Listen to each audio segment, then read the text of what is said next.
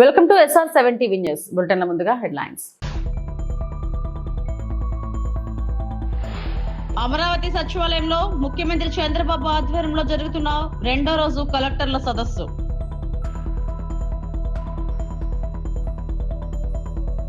₹129 కోట్లతో Mangalagiri Nidamarru railway over bridge.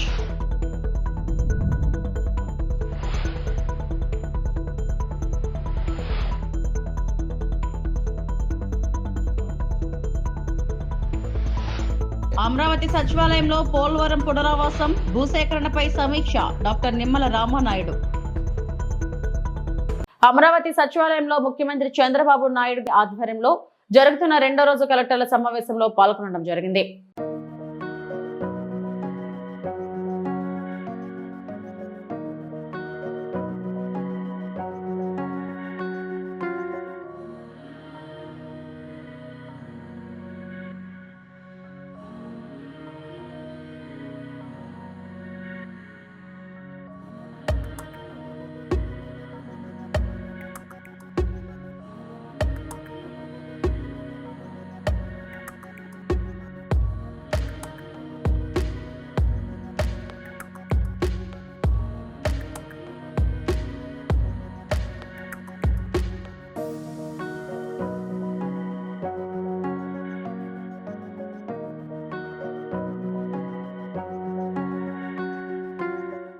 Amaravati సచివాలయంలో పోలవరం పునరావాసం భూసేకరణపై సమీక్ష డాక్టర్ నిమ్మల రామానాయుడు నిర్వహించడమైంది. ఈ సమీక్షలో R&R commissioner Ramasundar Reddy, Polavaram project పరిపాలనాధికారి Abhishek, PNCM Venkateswararao, special collector, special deputy కలెక్టర్లు మరియు Panchayati Raj, tribal welfare, APEW, IDC, housing, R&B chief ఇంజనీర్లు, ఇతర ఉన్నతాధికారులు హాజరయ్యారు.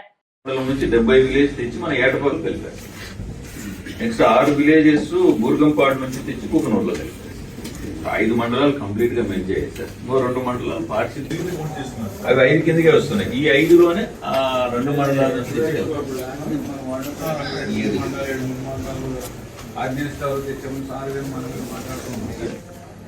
సో ఇది ఒక అబ్స్ట్రాక్ట్ లాగే చూపించాం సార్. డీటెయిల్స్ అన్ని మీరు పర్మిషన్ ఇస్తే నెక్స్ట్ తీసుకోండి. ల్యాండ్ అక్విజిషన్కి వచ్చేప్పటికి సార్ ఒక 1 lakh acres కావాల్సింది 86,981 అయిపోయింది సార్. 13,000 ఉంది. దాంట్లో కూడా అరౌండ్ 3,000 ఇప్పుడు 46 మంది. దాంట్లో మనకు సెల్ఫ్ కన్స్ట్రక్షన్ OTS ఆఫ్ చేసిన వాళ్ళు 3,228 మంది ఉన్నారు సార్. బ్యాలెన్స్ 17,718 మందిలో సార్. ఇనిషియల్ గా మనం ఫస్ట్ ఈ పోలవరం కన్సీవ్ చేసినప్పుడు ఇంకా నేషనల్ ప్రాజెక్ట్ గా మనం అనౌన్స్ చేయకముందు 26 కాలనీస్ సార్. అవి 3,780 మంది ఆ 27 కాలనీస్ కు షిఫ్ట్ చేసేసాం సార్. వాళ్ళంతా సెల్ఫ్ కన్స్ట్రక్షన్ కి వెళ్ళిపోయారు sir. Next houses colonies identify చేసి వీళ్ళకి కట్టాలి సార్. వీళ్ళకి ఇప్పుడు మనము మొత్తం చింతూరులో ఎక్కువ ఉన్నారు సార్. గ్రామ సభలు నడుస్తున్నాయి సార్. ఇవన్నీ 49 కాలనీస్ లోనే మనకి ఫేజ్ 2 కు సంబంధించిన వాళ్ళు 1,497 ముందు మనం ఫేజ్ 1 ఫేజ్ 2 డివైడ్ చేసుకోలేదు కాబట్టి సార్. వీళ్ళలో మనకు హౌసెస్ కంప్లీట్ గా అంటే ఇంపార్టెంట్ డబ్బులు ఇవ్వాలి సార్. వీళ్ళకి కూడా డబ్బులు పే చేసామంటే వీళ్ళని కూడా మనం షిఫ్టింగ్ రెడీగా పెట్టుకోవచ్చు సార్. వీళ్ళకి సో ఇంకా పాస్ చేయాల్సిన వాళ్ళు సంబంధించి చెప్పాం సార్. 49 కాలనీస్ లో ఎన్ని యూనిట్స్ శాంక్షన్ చేశారు, హౌసెస్ ఎన్ని కంప్లీట్. నెక్స్ట్ ఇవి సార్ మొత్తం 172 విలేజెస్ వస్తాయి సార్. ఇప్పుడు వీళ్ళకి కాలనీలు మనం ఐడెంటిఫై చేయాలి సార్. ఇప్పుడు గ్రామ సభలు నడుస్తున్నాయి కదా సార్. వాళ్ళు ఎక్కడ బిల్డింగ్ ఇస్తే అక్కడ మనం కాలనీ తయారు చేస్తాం. 49 కాలనీస్ బ్యాలెన్స్ వచ్చి పూర్తి చేయడంతో పాటు ఈ 75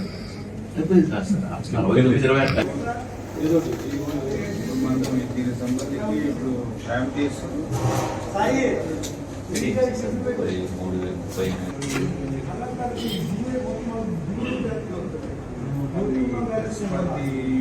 ఆన్లైన్ బెట్టింగ్ పై తక్షణ చర్యలు తీసుకోవాలని YSR Congress party Tirupati MP doctor Maddila Gurumoorthy parliament లో 0 అవర్లో కోరారు. పార్లమెంట్ బడ్జెట్ సమావేశంలో భాగంగా తిరుపతి ఎంపీ బుధవారం మాట్లాడుతూ ఆన్లైన్ బెట్టింగ్, జోద యాప్లతో సమాజంలో ప్రమాదకర పరిస్థితులు తలెత్తుతున్నాయన్నారు.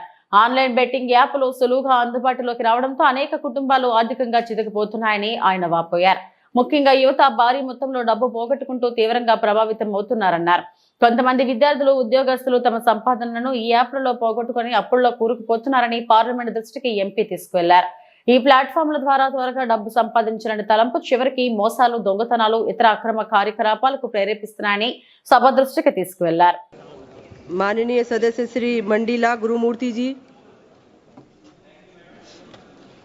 Thank you, madam. I rise to draw the attention of this esteemed house to the growing menace of online betting and gambling apps, which are ruining countless lives across the country, madam. Madam, the easy accessibility of these platforms had caused several financial distresses, mental health issues, and even suicides, particularly among the youth, madam. Students and salaried employees are losing their hard-earned money, leading to heavy debits and family disputes, madam.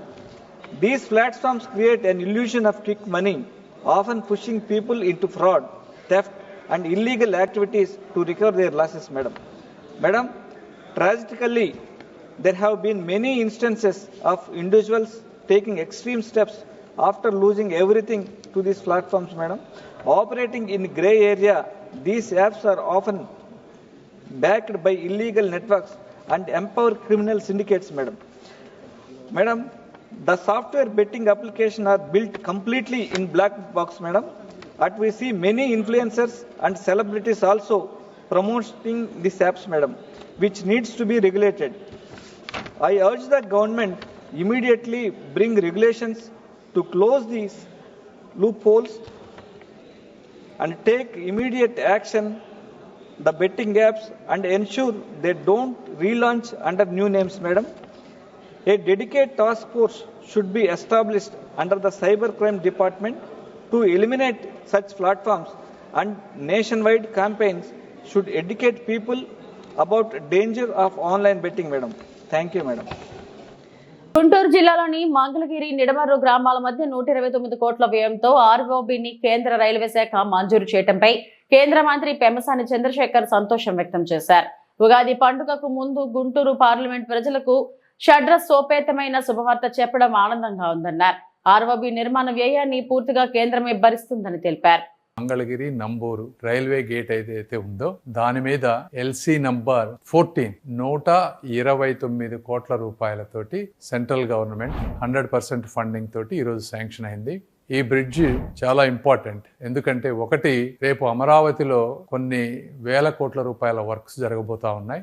ఆ equipment, సామాగ్రి అంతా కూడా city బయటకు తీసుకువెళ్లాలంటే ఇక్కడ ఉన్నటువంటి railway gate వల్ల తీవ్ర అంతరాయం జరిగేటువంటి పరిస్థితి. సో ఈ బ్రిడ్జ్ వల్ల అదొకటి మంచి జరుగుతుంది. రెండోది, ఇక్కడ ఉన్నటువంటి cricket stadium, Andhra cricket association పెద్ద పెద్ద మ్యాచ్లు చేయాలంటే ఈ రైల్వే గేట్ ఉండటం వల్ల కూడా ఇబ్బంది అవుతుంది. కాబట్టి దీన్ని కూడా ఒక యుద్ధ ప్రాతిపదికన కావాలి అని చెప్పి శ్రీ నారా లోకేష్ గారు, అదే విధంగా ఆంధ్ర క్రికెట్ అసోసియేషన్ కేసినేని చిన్ని గారు కూడా రిక్వెస్ట్ చేస్తా ఉన్నారు. దీనిని నారా లోకేష్ గారు వారి ఆఫీస్ నుంచి, అదే విధంగా మా ఆఫీస్ నుంచి కంటిన్యూస్ గా ఫాలో అప్ చేసి ఈ రోజు దాని శాంక్షన్ తీసుకొచ్చాం. మళ్ళీ ఇది కూడా ₹1 కూడా రాష్ట్ర ప్రభుత్వంపై భారం పడనటువంటి పరిస్థితి. ఈ విధంగా చూస్తే ఈ గుంటూరు పార్లమెంటు పరిధిలో ఇప్పటి వరకు తీసుకువచ్చిన బ్రిడ్జిలతో కలిపి 5 బ్రిడ్జిలు కంప్లీట్ గా సెంట్రల్ గవర్నమెంట్ ఫండింగ్ తో వస్తున్నాయి. ఏదేమైనప్పటికీ ఈ ప్రాజెక్టు ని శాంక్షన్ చేయించినటువంటి శ్రీ నరేంద్ర మోదీజీ గారికి గాని, అదేవిధంగా అశ్విని వైష్ణవ్ గారికి, సోమన్న గారికి, సౌత్ సెంట్రల్ అధికారులకు, మా స్టాఫ్ కి, లోకేష్ గారికి, లోకేష్ స్టాఫ్ గారికి, అదేవిధంగా పవన్ కళ్యాణ్ గారికి, అందరికీ కూడా మనస్ఫూర్తిగా ధన్యవాదాలు తెలుపుతా ఉన్నాను. ఈ ప్రాజెక్టు గురించి ఒరిజినల్ గా శ్రీ నారా చంద్రబాబు నాయుడు గారు ఇంకా 6 లేన్లు కూడా అవసరం అవుతుంది ఫ్యూచర్ లో అని అడిగారు. బట్ ఏదేమైనప్పటికీ ఇమీడియట్ గా వర్క్ స్టార్ట్ చేయడం కోసం ప్రస్తుతం ఉన్న రైల్వే నిబంధనల ప్రకారం 4 లైన్స్ కి అప్రూవ్ చేసి అవసరమైతే ఫ్యూచర్ లో 6 లైన్స్ కి తీసుకువెళ్లే ప్రణాళిక చేస్తాం. ఇదే కాకుండా ఇప్పటి వరకు అప్రూవ్ అయినటువంటి 4 బ్రిడ్జెస్ లో 3 ఆల్రెడీ టెండర్ స్టేజెస్ కి వెళ్ళినాయి. ఇంకా ఒకటి మిగిలింది. అది ఇది కలిపి మొత్తం మిగిలినవి కూడా టెండర్ స్టేజెస్ కి త్వరలో వెళ్తాయి. ఏదేమైనప్పటికీ ఈ ప్రాజెక్టు కూడా రావటం గుంటూరు ప్రజలకు ఒక శుభవార్త. నాకు కూడా చాలా గర్వంగాను ఆనందంగాను ఉంది. తెలంగాణ అసెంబ్లీలో బారాస ఎమ్మెల్యే కేటీఆర్ చేసిన వ్యాఖ్యలతో దుమారం రేగింది. పనులు కావాలంటే కాంగ్రెస్ నేతలు 30% కమిషన్లు తీసుకుంటున్నారనే ప్రచారం జరుగుతుందని ఆయన వ్యాఖ్యానించారు. దీనిపై డిప్యూటీ సీఎం బట్టి విక్రమార్క సహా అధికార పార్టీ సభ్యులు తీవ్ర అభ్యంతరం వ్యక్తం చేశారు. బారాస సభ్యులు ఒళ్ళు దగ్గర పెట్టుకుని మాట్లాడాలని బట్టి విక్రమార్క వ్యాఖ్యానించారు. సంయమనం ఉండాలి, రిస్ట్రెయింట్ ఉండాల్సింది ట్రెజరీ బెంచెస్కి. అపోజిషన్ సహజంగానే మేము ప్రభుత్వం చేయని పనులు, ఇస్తానని చెప్పిన మాటలు, హామీలు మేము దయచేసి ప్రకాష్ రెడ్డి గారు, స్పీకర్ గారు ఒకటే రిక్వెస్ట్, మంత్రులకి మీరు దయచేసి చెప్పండి. ఇప్పుడు మేము కూడా ప్రొవోక్ చేయాలనుకుంటే మేము కూడా మాట్లాడొచ్చు సార్. మేము కూడా చెప్పొచ్చు 30% కమిషన్ అని వాళ్ళ ఎమ్మెల్యేలు అంటున్నారు, 20% కమిషన్ అని సెక్రటేరియట్ లో ధర్నాలు అవుతున్నాయి.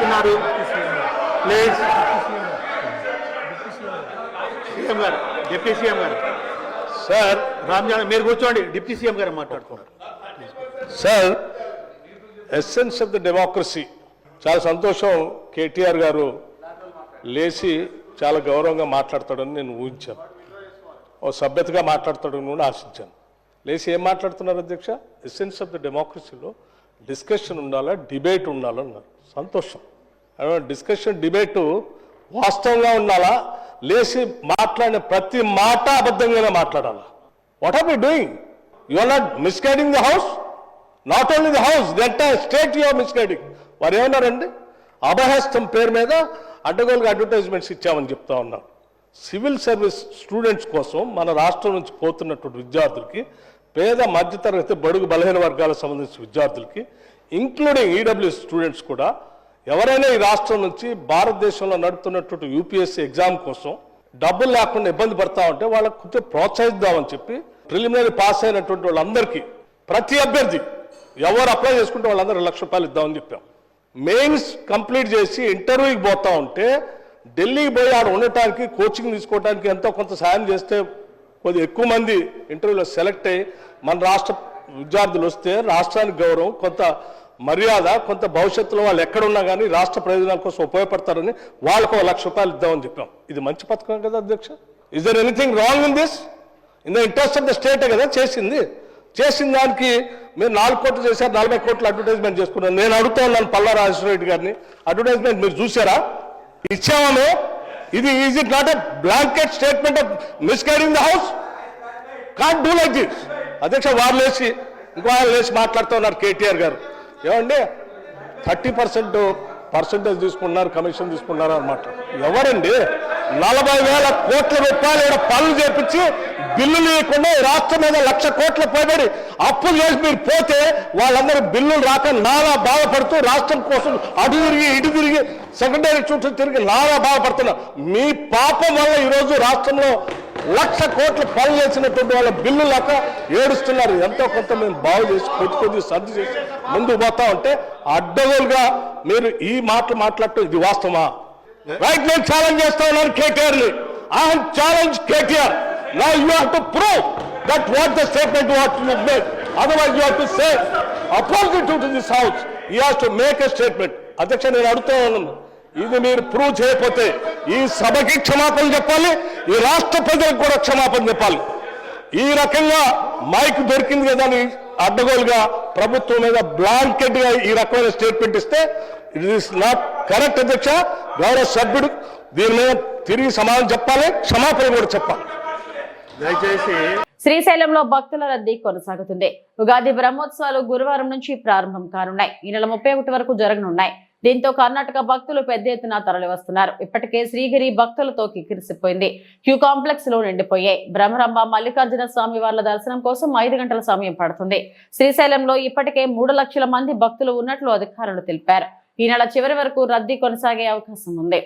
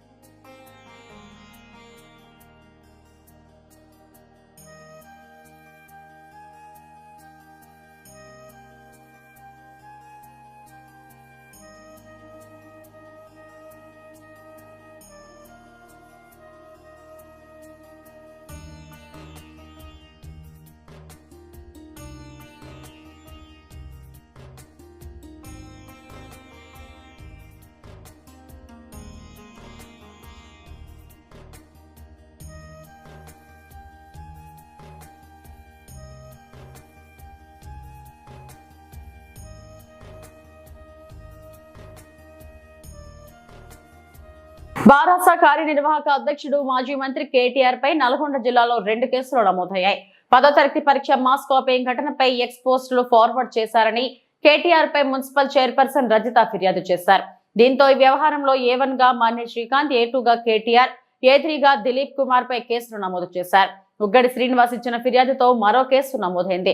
నిజాలు తెలుసుకోకుండా బారాస సోషల్ మీడియా పెట్టిన పోస్టులు ఫార్వర్డ్ చేశారని, తమ మనోభావాలను దెబ్బతీశారని ఫిర్యాదు చేశారు.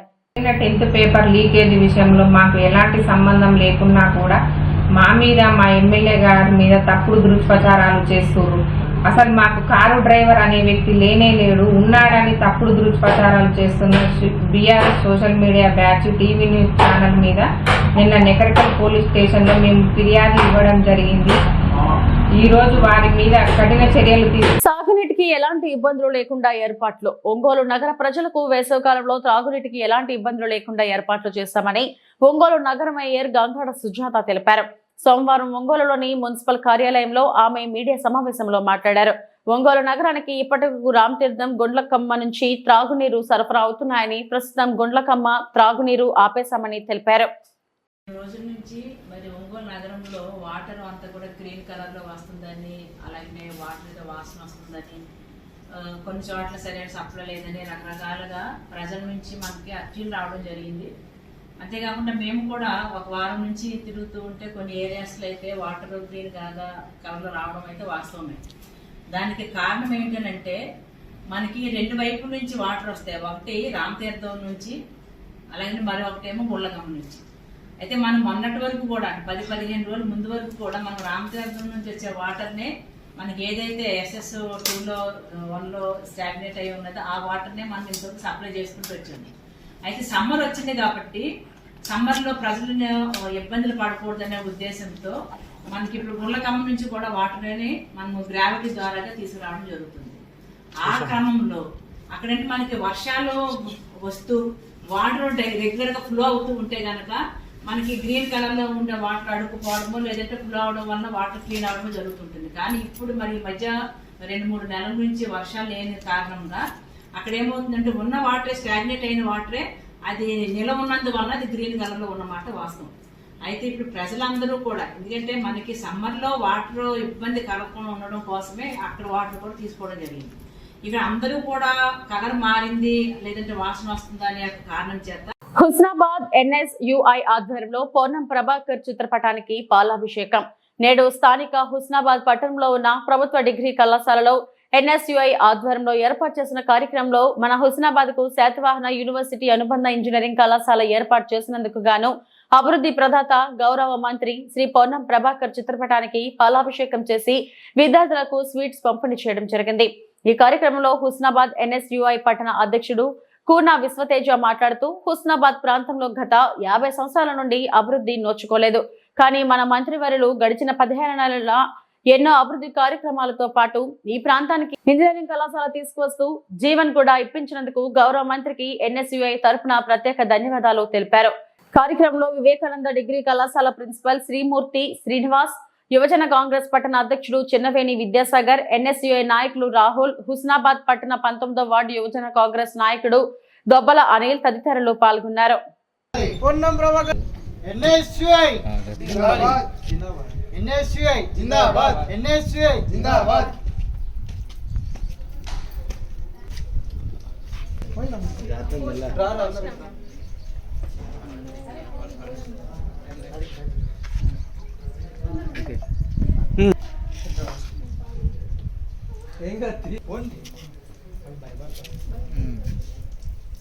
జై కాంగ్రెస్, జై కాంగ్రెస్, జై కాంగ్రెస్. పొన్నం ప్రభాకర్ నాయకత్వం వర్ధిల్లాలి, పొన్నం ప్రభాకర్ నాయకత్వం వర్ధిల్లాలి, రేవంత్ రెడ్డి గారి నాయకత్వం వర్ధిల్లాలి, రేవంత్ రెడ్డి గారి నాయకత్వం వర్ధిల్లాలి, బట్టి విక్రమార్క గారి నాయకత్వం వర్ధిల్లాలి, బట్టి విక్రమార్క గారి నాయకత్వం వర్ధిల్లాలి. జై కాంగ్రెస్, జై కాంగ్రెస్, జై కాంగ్రెస్, జై NSUI జిందాబాద్, NSUI జిందాబాద్, NSUI జిందాబాద్.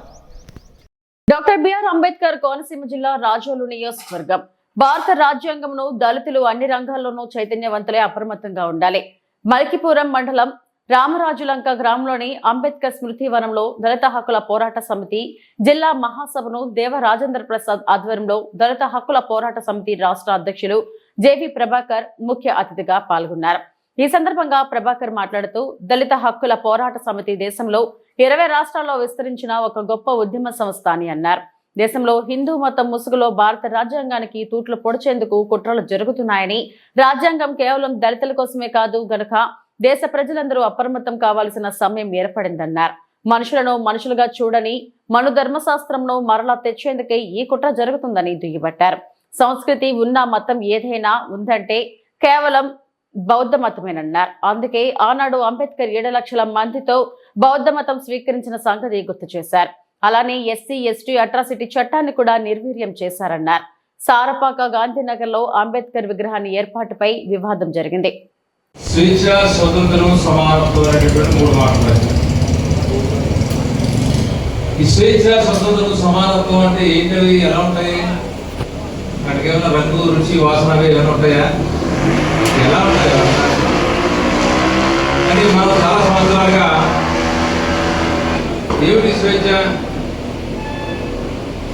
స్వతంత్రం అంటే ఏంటి, సమానత్వం అంటే ఏంటి? చాలా అన్యాయంగా మేము భావిస్తా ఉన్నాము. ఏదైతే ఉందో ఇంతకుముందు జిల్లాను ఒక యూనిట్గా తీసుకొని రిజర్వేషన్ ఇంప్లిమెంట్ చేస్తానన్నారు. ఇప్పుడేమో రాష్ట్రాన్ని ఒక యూనిట్గా తీసుకొని ఇంప్లిమెంట్ చేస్తానని అనుకున్నాను. అది ఏది సమంజసమో ఏది కాదో ఆ 1 మ్యాన్ కమిటీ ఏదైతే ఉందో మిశ్రా కమిటీని పబ్లిక్ డొమైన్లో పెట్టాలి, అందరూ చర్చించాలి, మా అభిప్రాయాలు కూడా మేము చెప్పాలా. మాకు అవకాశం లేదు, మాకే కాదు ఎన్నికైనటువంటి గౌరవప్రదమైనటువంటి ఎమ్మెల్యేలకు కూడా మాట్లాడేటువంటి అవకాశం లేదు, ఇక్కడ లేదు, తెలంగాణలో కూడా అవకాశం ఇవ్వలేదు. కాబట్టి మేము చర్చగా అవకాశం ఇవ్వాలని చెప్తున్నాం. ఆ రిపోర్ట్ ఏదైతే ఉందో పబ్లిక్ డొమైన్లో పెట్టాలా, ఆ తర్వాతే. డాక్టర్ బిఆర్ అంబేద్కర్ కోనసీమ జిల్లా ముమ్మిడివరం ఆన్లైన్ బుకింగ్ సరుకు రవాణా మాటున అక్రమంగా యానా మద్యం తరలిస్తున్న వ్యక్తి అరెస్ట్. సరుకు రవాణా కంటైనర్ సీజ్. హైదరాబాద్ నుంచి కంటైనర్ లో అమెజాన్ సంస్థకు చెందిన ఆన్లైన్ లో బుక్ చేసిన సరుకు తీసుకొచ్చిన నల్గొండకు చెందిన డ్రైవర్ కోండ్రు వేణు అమలాపురం వచ్చే క్రమంలో దారిలో పుదుచ్చేరి యానాంలో 6 బీరు టన్నులు 2 లీటర్ల విస్కీ బాటిల్స్ కొనుగోలు చేసి వస్తుండగా ఎదుర్లంక వద్ద వెహికల్స్ చెకింగ్ చేస్తున్న ఎక్సైజ్ సిబ్బందికి పట్టుబడిన వేణు ఎక్సైజ్ ఎస్ఐ రవితేజ మాట్లాడుతూ నాన్ డ్యూటీ పెయిడ్ మద్యం ఎవరైనా తరలిస్తే కఠిన చర్యలు తప్పవు, వాహనాలు సీజ్ చేయడం జరుగుతుంది అన్నారు. ముఖ్యంగా యువత మద్యానికి బానిస అవ్వకూడదు, డ్రంక్ అండ్ డ్రైవ్ చేయకూడదు అని హెచ్చరించారు.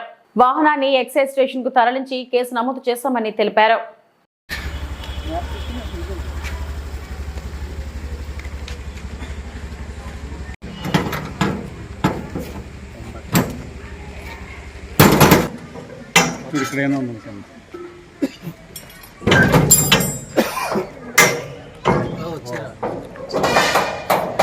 ఒకసారి ఎక్కి చూడండి. ఇన్ని ఎలక్ట్రికల్ అన్ని చిన్న చిన్న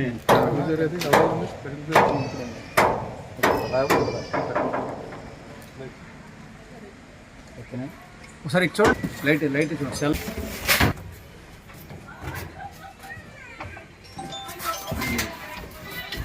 ఏసీ బాగా అవుతుందా అంటారు.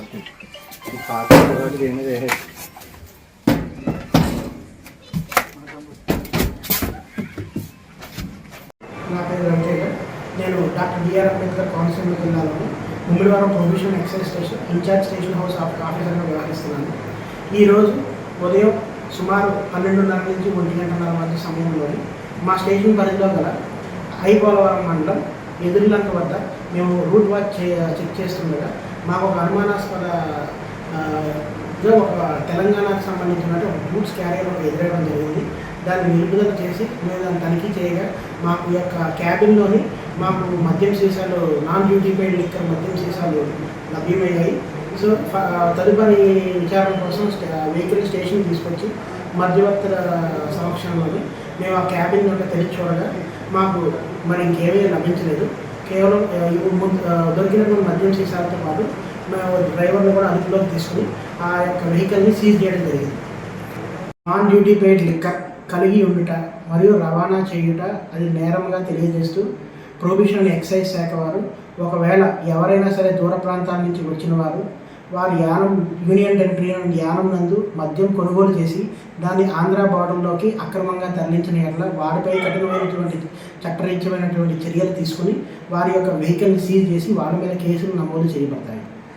అలాగే మీరు మద్యం సేవించి ఎవరు కూడా వాహనములు నడిపి మీ ప్రాణాల మీదకి తెచ్చుకోవద్దు మరియు మీ కుటుంబాలకి దూరం కావద్దు. ఇవి ఇప్పటివరకు నా బులెటిన్ అప్డేట్స్. నమస్తే.